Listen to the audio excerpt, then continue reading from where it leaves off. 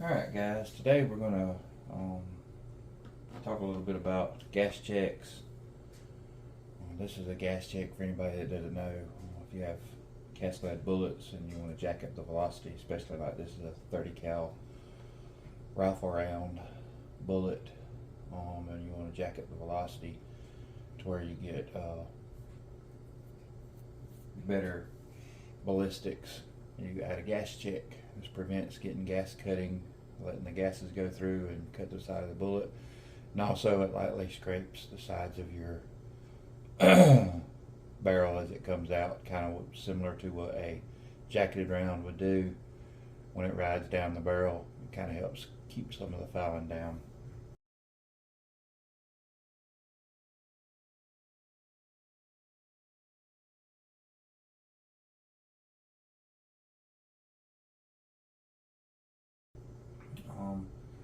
That being said, I make my own gas checks, and if you want to look and see, I have some videos a few years back about the gas check material and the gas check equipment that I use. This one's a Pat Marlin's. I use it for making 410 overshot cards too, because it's just a perfect diameter. But when I was doing this before, I had a time I would lay these pieces out. I would use a beer can and lay these out a little real flimsy, so it really wasn't, the thickness wasn't really what I needed, so it really wasn't optimal. It didn't really work that great. I mean, it worked at a pinch, but it didn't work great. So what I did is I bought a whole roll of aluminum flashing. You can order it online. Just make sure you get the right thickness. If it's too thin, a lot of it is like 0.8, 0.9. It's really too thin. You want to go up and use the 0.10 to, I don't know, 0.15, whatever thickness you want and to choose to use. That's up to you, but do a little bit of investigation. The problem I was always having, and I apologize if you hear a cat meowing in the background. My daughter decided she wanted a kitten, and he's always wanting to be out and about, so he got his vocal cords and using them. But anyways, the problem I'd have was cutting these things straight, because if you just put these in here and cut them, you would have a hard time getting the perfect width to where it would go in the die and not be too wide. Like I got an example here of one that's cut just a little too wide that it won't fit through. So you want it wide enough to fit through the die, but you don't want it too wide to where you can't put it in. Or a lot of times I would have problems where they wouldn't be perfectly straight, and you'd only be able to use part of the strip. So today we're going to show you how to cut perfect strips every time. So basically I just set my die right here. I took a piece that I cut, did some experimenting, and I would suggest doing this with a thin piece of aluminum, like maybe out of a beer can or even cardboard, because like I said, you can use this to make certain overshot cards and wads and stuff for 410. But I just don't use the aluminum. Use like felt or cardboard. But what I do is real simple. Is I will take and put this. The good thing about having it in a sheeting is you've got this perfectly straight edge up here that'll go up against your paper cutter. This is just a cheap paper cutter, manual one. You can get them at the dollar stores, big box stores, online, probably even Goodwill. Most of the newer ones now have like a laser and they're a little bit fancier. This is just the old one we had out in the office. So I have the strip cut to the size that I want. As you can see,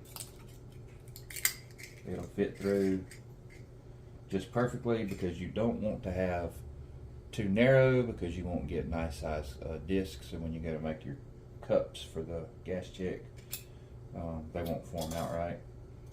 So I just take and put this strip on top of my flashing even it up with my finger and leave a little bit of overlap up here at the top, so that when I put the whole thing in, I can just pull back until I connect with the strip it off, and then now we have a strip of flashing to make all of our center discs that will form the cups out of with the die perfect every time. So again, I'll just show you that real quick. Just take it and line it up.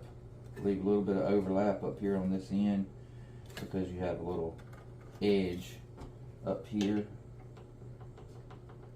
on the paper cutter that you can use as a guide. And this is really mundane stuff, but I struggled with it. I think somebody else might possibly could get some use out of this. So you just line it up with your finger. Doesn't have to be 100% perfect. Just put it in the general area of flush with your eyes, and when you put it up and bring it across, you see how it'll give up here on this top, and you just slice it off, and you can get, sometimes you get a little end where it cuts off. Just switch it around and go from the other side, and you'll get, every time you'll get perfect cut strips for your gas chicken. Now if you have a piece that is a little too narrow on one end, too large on the other, and you want to square it up, you cannot really do that because you don't have enough materials. You can't get your fingers in there because this thing's made safely enough to where you won't cut your finger off. So basically what I will do is I will just put it in this paper cutter, and then take another strip, make sure you're flush at the top,